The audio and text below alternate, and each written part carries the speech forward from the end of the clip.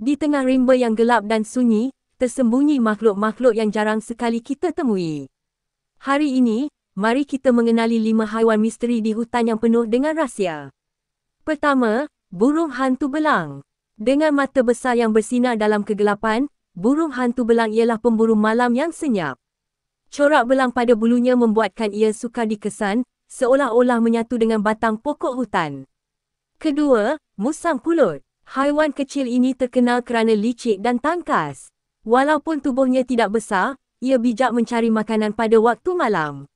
Musang pulut juga dikaitkan dengan pelbagai cerita rakyat, menjadikannya semakin misteri di mata manusia. Ketiga, burung kuang raya. Burung besar yang anggun ini dikenali dengan bulu ekor yang panjang dan indah. Namun, ia jarang dilihat kerana sifatnya yang pemalu. Hanya yang bernasib baik dapat mendengar suara lantangnya bergema di dalam hutan.